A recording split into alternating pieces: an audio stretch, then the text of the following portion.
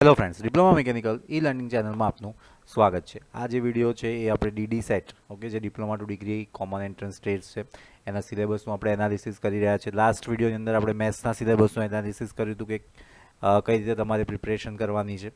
હવે આ વિડીયોની અંદર આપણે કેમેસ્ટ્રીનું એનાલિસિસ કરવાના છે. જે તમને જે પર્સન્ટેજ આપેલા છે, વેટેજ પર્સન્ટેજ, ઓકે, તો તમે અહીંયા જોઈ શકો છો ટોપિક નંબર 6, 7 અને 8 તેનું તમે ટોટલ જોશો તો ઓલમોસ્ટ 6 + 6 12 + 8 સો 20% તમારું કેમેસ્ટ્રી છે. ઓકે, અને જેમાં તમને વધારે બીક લાગતી હોય છે કે કેમેસ્ટ્રી એટલે મોટા મોટા ઇક્વેશન આવશે, ફોર્મ્યુલા આવશે, બરાબર, કારણ કે આપણને ઇક્વેશન તો યાદ રહેતા નહોતા, તો ફોર્મ્યુલા તો ક્યાંથી યાદ રાખવાની, આ કરવાનું તે કરવાનું, તો કઈ રીતે કરવાની પ્રિપરેશન. તો વિડીયો આખો જોજો. આ વિડીયોની અંદર તમને હું સમજાવીશ કે કયા ટોપિક કરવાના, કયા ટોપિક પૂછાઈ શકે. અને એક લાસ્ટમાં એક વસ્તુ બી મારે કહેવી છે, તો છેલ્લે સુધી જોજો તો કંઈક જાણવા જરૂરથી મળશે. ઓકે, વિડીયો શોર્ટમાં આપણે કમ્પ્લીટ કરીશું. તો ટોપિક નંબર 6, 7 અને 8. તો જેને મારા પ્રીવિયસ વિડીયો જોયા હશે એમને મેં ઓલરેડી કીધું હતું કે આ જે 3 ટોપિક છે તમારી 10thની જે બુક છે ત્યાંથી એ લોકોએ ઉઠાયા છે. ઓકે, તો જો તમારે જોવું હોય તો આ 10thની તમારી ટેક્સ્ટ બુક છે. ઓકે, મેં ઇંગ્લિશ મીડિયમની જ બુક ઓપન કરી છે. તમે ગુજરાતીની સર્ચ કરશો તો ગુજરાતીની તમને ઓનલાઈન મળી જશે. તો chemical reaction and equation, chemical reaction and equation. Second is the acid, base and salt, and third one is metal and non-metal. તો metal and non-metal. તો આ તમારા 3 ચેપ્ટર છે જે તમારું એક્ઝામની અંદર ટોપિક છે. તો હવે ટોપિક વાઇઝ જોઈએ. મેં અહીંયા ચેપ્ટરની પીડીએફ બી ઓપન કરી રાખી છે. જેમ કે કેમિકલ ઇક્વેશન જે ફર્સ્ટ ટોપિક છે આપણો, તો અંદર કઈ વસ્તુ પૂછવાના છે, તો કેમિકલ ઇક્વેશન કઈ રીતે રાઇટ થાય, ઓકે, અને બેલેન્સ કેમિકલ ઇક્વેશન. તો કેમિકલ ઇક્વેશનની તમે જ્યારે બી બુક ઓપન કરશો, ગુજરાતી ઇંગ્લિશ જે બી હોય, તો અહીંયા તમને આપેલા છે કેમિકલ ઇક્વેશન, બરાબર. અહીંયા તમારે જોવાનું શું છે, કેમિકલ ઇક્વેશન. ઓકે, તો કેમિકલ ઇક્વેશનની અંદર કઈ રીતે લખવાનું, રાઇટિંગ અ કેમિકલ ઇક્વેશન અને બેલેન્સ કેમિકલ ઇક્વેશન. તો મોસ્ટ પ્રોબેબલી બેલેન્સ કેમિકલ ઇક્વેશનનો એક ક્વેશ્ચન તમને જોવા મળી શકે. તો આ બધું તમારું બેલેન્સ કેમિકલ ઇક્વેશનની અંદર આવે. અથવા તમને એવું બી પૂછી શકે કે નીચે તમને 4 ઇક્વેશન આપી દે અને એવું કે નીચેનામાંથી કયું ઇક્વેશન બેલેન્સ છે, કયું ઇક્વેશન બેલેન્સ નથી. ઓકે, તો એકવાર તમે બુક વાંચશો, ઓલરેડી તમે 10thમાં આ વસ્તુ કરેલી જ છે, તો તમે વાંચશો તો તમને આઈડિયા આવી જશે. ઓકે, સેકન્ડ ટોપિક જોઈએ આપણે. તો સેકન્ડ ટોપિકની અંદર લખ્યું છે ટાઈપ્સ ઓફ કેમિકલ રિએક્શન. એની અંદર તમારે કમ્બક્શન, કોમ્બિનેશન, ડીકમ્પોઝિશન, ડિસ્પ્લેસમેન્ટ અને ડબલ ડિસ્પ્લેસમેન્ટ. ટોટલ 4 પ્રોસેસ છે. તો સેમ પ્રોસેસ અહીંયા બી આપેલી જ છે, તમે જોઈ શકો છો. Type of chemical reaction, combination reaction, આ એને તમારે એક્ઝામ્પલ યાદ રાખવાનું છે. સેકન્ડ છે ડીકમ્પોઝિશન, પછી આવશે ડિસ્પ્લેસમેન્ટ, ઓકે, ડિસ્પ્લેસમેન્ટ રિએક્શન, અને એના પછી આવશે ડબલ ડિસ્પ્લેસમેન્ટ રિએક્શન. તો તમારે એકચ્યુઅલી આમાં શું કરવાનું છે, ઓક્સિડેશન રિડક્શનવાળો ટોપિક આની અંદર નથી મૂકેલો. ઓકે, તો એ તમારે કરવાનો થતો નથી. તો આની અંદર તમારે શું કરવાનું, તો આમાં તમારે એનો કન્સેપ્ટ સમજવાનો, અને અહીંયા જે ઇક્વેશન આપે છે ઇક્વેશન મેમોરાઇઝ કરો. તમને ઇક્વેશન લખવાના તો પૂછવાના નથી, કારણ કે MCQ છે. તો મોસ્ટ પ્રોબેબલી તમને નીચે MCQ આપી દે, અથવા તો તમને સમજો કે આ બાજુ પ્રોડક્ટ છે ને આ બાજુ જે કેમિકલ પ્રોસેસ થઈને જે આપણને આઉટપુટ મળે છે, ઓકે, રિએક્ટન્ટ જે આપણે કહીએ. ઓકે, સો એમાંથી તમને કોઈ ટર્મ મિસિંગ કરી દે અને કે ભાઈ અહીંયા એ લખી દે અને એ બરાબર શું આવે. ઓકે, તો એવો કોઈ ક્વેશ્ચન તમને પૂછાઈ શકે. અહીંયા તમને અમુક એક્ટિવિટી આપી છે. ઓકે, તમે યુટ્યુબ પર સિમ્પલ સર્ચ કરશો ડિસ્પ્લેસમેન્ટ રિએક્શન એક્ટિવિટી 1.9 સ્ટાન્ડર્ડ 10, તો યુટ્યુબ પર તમને એક્ટિવિટી સમજાવશે, એનો આન્સર બી સમજાવશે. તો એ તમે કરો. ક્લિયર? તમને આખા યુટ્યુબમાં ક્યાંય તમને આ ટાઈપનો વિડીયો નહીં મળે કે જ્યાં તમને પ્રોપર કેમેસ્ટ્રી માટેનું નોલેજ મળે, બરાબર. ફિઝિક્સના ઘણા વિડીયો અપલોડ થઈ રહ્યા છે, મેથ્સના બી ઘણા બધા કરી રહ્યા છે, અમુક પેડ ક્લાસીસ બી ચાલે છે પેડ એપ્લિકેશન પર XYZ જગ્યાએ. ઓકે, પણ કેમેસ્ટ્રી એવો સબ્જેક્ટ છે જે તમને ટોપર બનવામાં હેલ્પ કરશે. કારણ કે તમે as a mechanical engineer, as a civil, as a computer, as a IT કોઈ બી છે, તમે કોઈ બી વસ્તુ, કોઈ બી પર્સન કેમેસ્ટ્રી ભણ્યા નથી. ઓકે, તો જે નોર્મલ સ્ટુડન્ટ હશે એવું વિચારશે કે કેમેસ્ટ્રી 20% છોડી દે, એની સિવાયનું આપણે બધું કરીએ.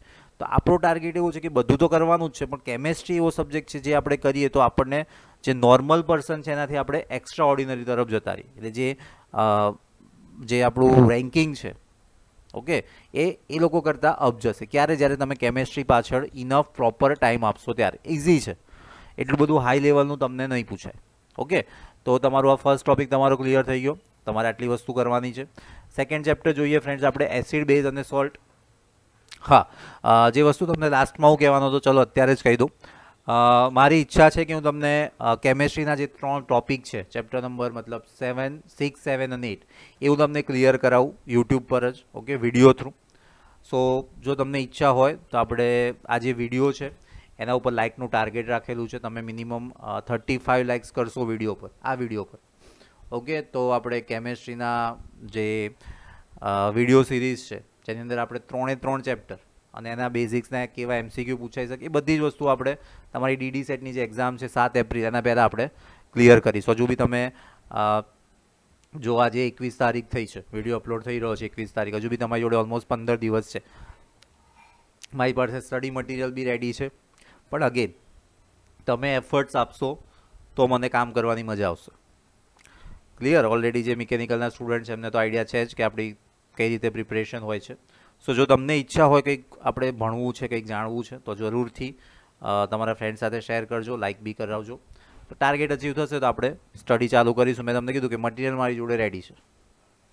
ક્લિયર? હવે તમને ઈચ્છા છે કે નહીં એ આપણે તમે લાઇક કરશો એના પરથી આપણને આઈડિયા આવશે. ટાર્ગેટ બહુ ઓછો છે, બરાબર? ઘણા બધા સ્ટુડન્ટ વ્યૂઝ જુએ જ છે, ઓકે, ખાલી એક લાઇક જ કરવાનો સવાલ છે. ઓકે, એનીવેઝ સેકન્ડ ચેપ્ટર જોઈએ એસિડ બેઝવાળું, ઓકે. તો સેકન્ડ ચેપ્ટર એસિડ બેઝ અને સોલ્ટ.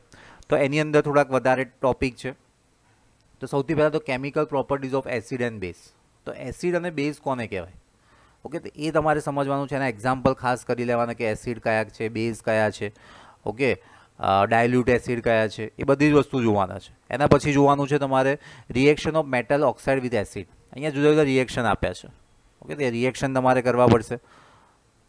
અહીંયા તમે જોશો કે how acid react with metals, acid and base react with metal. એટલે તમને how do metal carbonate and metal hydrocarbonate react with acid, okay, તો એ તમને અહીંયા મળી જશે. પછી વોટર સોલ્યુશન સાથે, એસિડ અને બેઝનું કોની સાથે? વોટર સોલ્યુશન સાથે. પછી important of pH in every day life. આમાંથી તમને એક MCQ લગભગ જોવા મળશે. તમે આ ટોપિક છે, બરાબર, ઇવન જો તમે 10thમાં બી કોઈ ભણતું હોય તો એમને બી કહેજો કે આ એમને બી તમે પૂછશો તો આઈડિયા હશે કે આ ક્વેશ્ચન એમના માટે બી કેટલો IMP છે, બરાબર. ઇમ્પોર્ટન્સ ઓફ pH અહીંયા તમને આવશે, આ pH સ્કેલ, હા, importance of pH, okay.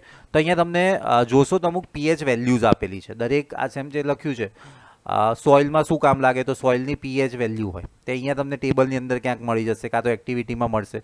Even આપણી ડાયજેશન સિસ્ટમ છે એની અંદર બી pH જે આપણું તમને આઈડિયા હશે જ, ઓકે, કે આપણે એસિડિટી થાય છે તો એસિડિટી થવા માટે આપણે બહારથી મેડિસિન લઈએ છીએ તો મેડિસિનની અંદર કયો કમ્પોનન્ટ હોય છે, ઓકે, એ તમને અહીંયા આન્સર મળશે. તો આ જે છે એની અંદરથી લગભગ 1 થી 2 ક્વેશ્ચન હોવા જોઈએ. એના પછી છે salt, family of salt and pH of salt, okay. તો નીચે જશો એટલે તમને અહીંયા સોલ્ટ આપેલું છે, ફેમિલી ઓફ સોલ્ટ, જેની અંદર તમારે બેકિંગ સોડા છે, વોશિંગ સોડા છે, પ્લાસ્ટર ઓફ પેરિસ છે, એના વિશે તમારે ડિટેલ જોવાની છે. એકવાર વાંચી લેજો. આની અંદરથી તમને યુઝીસ છે અથવા તો કોઈનું બી મોલેક્યુલર ફોર્મ્યુલા પૂછાઈ જાય, જેમ કે કેલ્શિયમ સલ્ફેટનું શું છે, ઓકે, પ્લાસ્ટર ઓફ પેરિસનું બીજું નામ શું છે. ઘણા બધા ક્વેશ્ચન આની અંદરથી થઈ શકતા હોય છે. થર્ડ જોઈએ આપણે metal and non metal. So third chapter આપણે metal and non metal, okay. તો એની અંદર બી એક ક્વેશ્ચન લગભગ હશે, એ કયું હશે કહું તમને. સૌથી પહેલાં તો physical property of metal and non metal. તો એની અંદર ખાસ તમારે એના એક્ઝામ્પલ યાદ રાખવાના છે, ઓકે. તો કઈ રીતે? તો એના માટેનો તમને અહીંયા ઇન્ટેક્સમાં જે ક્વેશ્ચન બી આપેલો છે હું તમને બતાવી દઉં. આર, ઓકે. તમને એવું પૂછશે કે નીચેનામાંથી કઈ મેટલ છે પણ એ લિક્વિડ સ્વરૂપમાં છે, ઓકે. તો તમને નીચે 4 ઓપ્શન આપશે. જનરલી મેટલ જે છે એમનો જે સ્ટેટ એટલે કે સ્વરૂપ હોય એ સોલિડ જ હોય, પણ એવી એક જ મેટલ છે જે લિક્વિડ ફેઝમાં છે, મતલબ સોલિડ નથી. તો એ કયું છે? મર્ક્યુરી, પારો. તો એવા જે એક્ઝામ્પલ છે તમારે ખાસ ધ્યાન રાખવાના છે. એ તમને અહીંથી એક ક્વેશ્ચન એનો લગભગ જોવા મળશે metal non મેટલમાંથી, okay.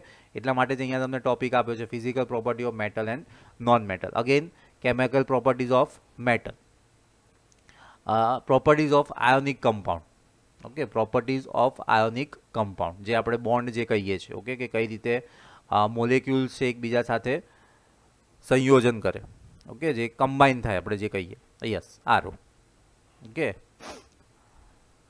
How does metal and non metal react, અને એનું આખું તમારું આ સ્ટ્રક્ચર થશે. ઓકે, પણ પ્રોપર્ટીઝ ઓફ આયોનિક કમ્પાઉન્ડ, તો તમને અહીંથી એનું આ જે છે okay melting point, boiling point, solubility એ તમારા શું થાય એના કમ્પાઉન્ડ થાય.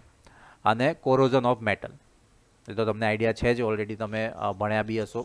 સો કોરોઝન ઓફ મેટલ, પછી મેટલને આપણે અટકાવવા માટે શું કરીએ છીએ, તો એની અંદર આપણે મેટલના લેયર લગાવીએ છીએ. તો એ મેટલ છે કઈ રીતે બને છે, તો એ બધું ખાસ તમારે કરવાનું છે. બરાબર. ઓકરન્સ ઓફ મેટલ આ ટોપિક નથી, 3.4 છે એ ટોપિક તમારા માટે નથી.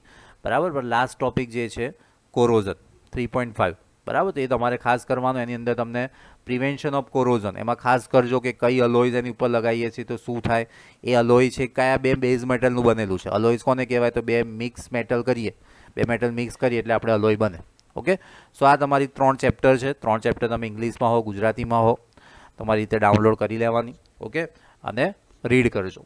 સો આઈ હોપ તમને ક્લિયર થઈ ગયું હશે જે મેં તમને સમજાવ્યું છે.